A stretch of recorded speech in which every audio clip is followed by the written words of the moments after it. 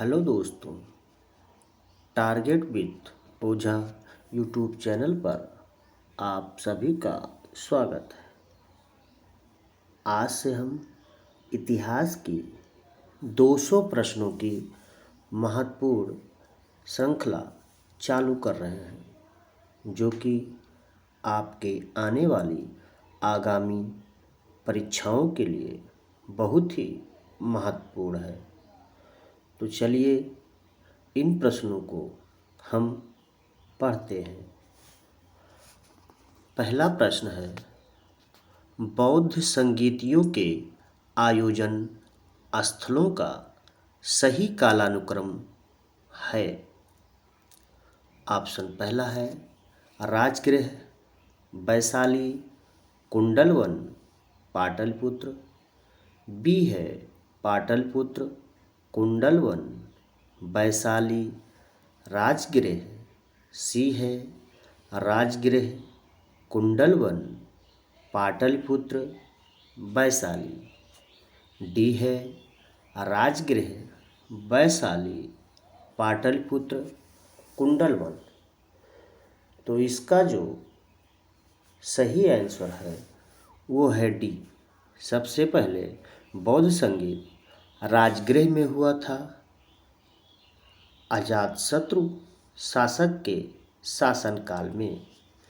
द्वितीय वैशाली में हुआ था कालाशोक शासक के शासनकाल में। तृतीय पाटलिपुत्र में हुआ था अशोक महान के शासनकाल में। और चतुर्थ कुंडलवन में हुआ था कनिष्क के शासनकाल में। आइए दूसरा प्रश्न देखते हैं। निम्नलिखित में से अशोक के द्विभाषी अभिलेख थे। पहला है गुर्जर व मास्की। बी है शैबाजगढ़ी एवं मनसेहरा। सी है तक्षशिला एवं लघुमान। व डी है सरियकुना कंधार। तो दोस्तों इसका सही आंसर है डी, सरियकुना कंधार अभिलेख। सरियकुना कंधार अभिलेख अरमाइक एवं ग्रीक द्विभाषी अभिलेख था, जबकि गुर्जरा व मास्की शहबाजगढ़ी एवं मनसेहरा खरोष्ठी लिपि और तक्षशिला एवं लघुमान अरमाइक लिपि थी। प्रश्न तीसरा, दिल्ली सल्तनत में लाख बख्श किस शासक को कहा गया? तो इसका आंसर है सी, कुतुबुद्दीन ऐबक को। दिल्ली सल्तनत में गुलाम वंश का शासक कुतुबुद्दीन ऐबक लाखों में दान किया करता था, इसलिए उसे लाख बख्श कहा जाता था। चौथा प्रश्न है, यदि मैं अपने एक गुलाम को भी पालकी में बैठा दूं तो मेरे आदेश पर मेरे सभी सरदार उसे कंधों पर बैठाकर ले जाएंगे। कथन किस शासक का है? ऑप्शन ए है बलबन का। बी है खिज्र खां का। सी है सिकंदर लोदी का। या डी है अलाउद्दीन खिलजी का। तो इसका आंसर होगा ऑप्शन सी, सिकंदर लोदी।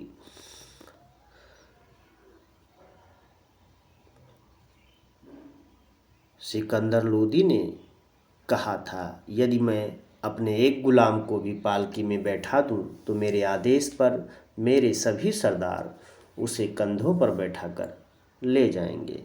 इसी सिकंदर लोदी ने आगरा नगर की स्थापना भी की थी। पांचवा प्रश्न है, गांधी जी के आंदोलनों को नीचे दिए गए वर्षों के साथ सुमेलित कीजिए। तो गांधी जी के आंदोलन हैं, पहला है चंपारण सत्याग्रह, दूसरा है खेड़ा सत्याग्रह, सी है सविनय अवज्ञा आंदोलन और डी है भारत छोड़ो आंदोलन। तो दोस्तों, जो चंपारण सत्याग्रह हुआ था 1917 में हुआ था।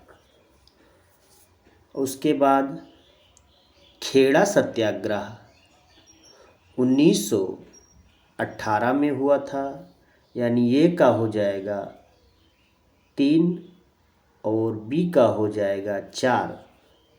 और सविनय अवज्ञा आंदोलन हुआ था 1930 में, और डी है भारत छोड़ो आंदोलन हुआ था 1942 में। तो सी का हो जाएगा 2 और डी का हो जाएगा 1। तो इस तरह से हमारा आंसर हो जाएगा ए का 3, बी का 4, सी का 2 और डी का 1। तो हमारा सी आंसर सही है।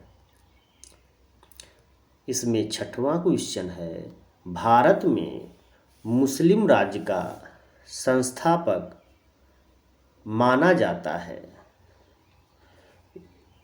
कहा गया है कि भारत में सबसे पहले मुस्लिम राज्य का संस्थापक कौन था, यानी किसे माना जाता है। ऑप्शन ए है महमूद गजनी, ऑप्शन बी है मोहम्मद गौरी, ऑप्शन सी है इल्तुतमिश और डी है जहीरुद्दीन बाबर।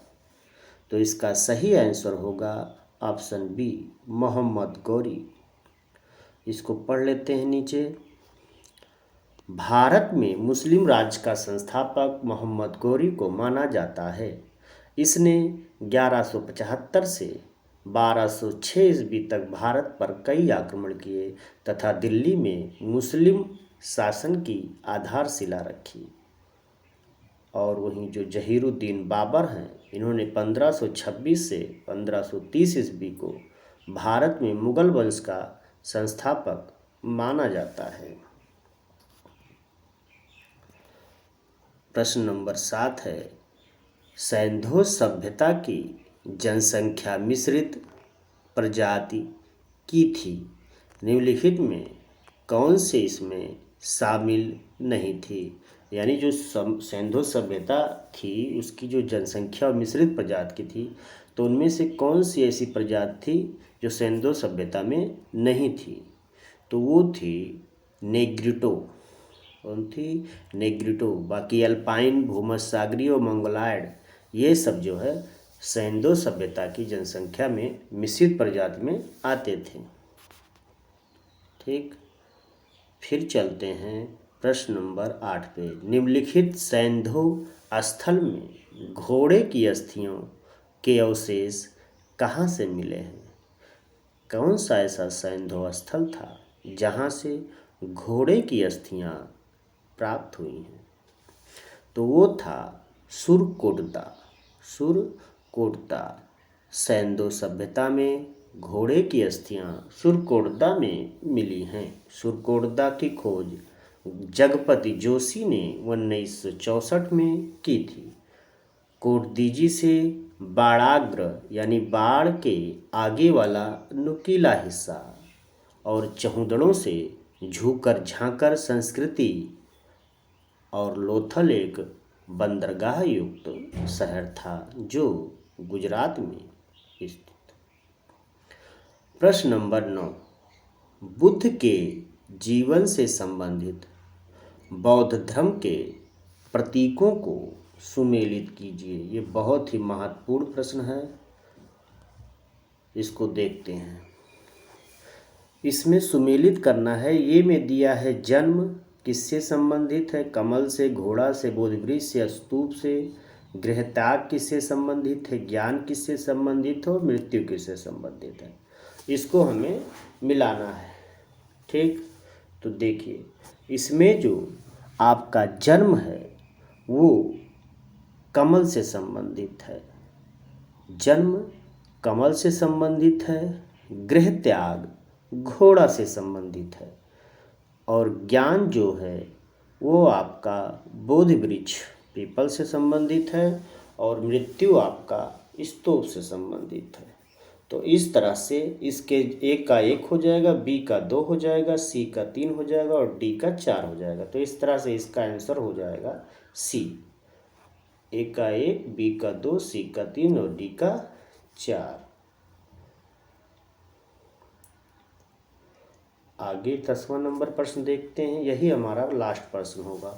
10 प्रश्नों की श्रृंखला को हम करेंगे।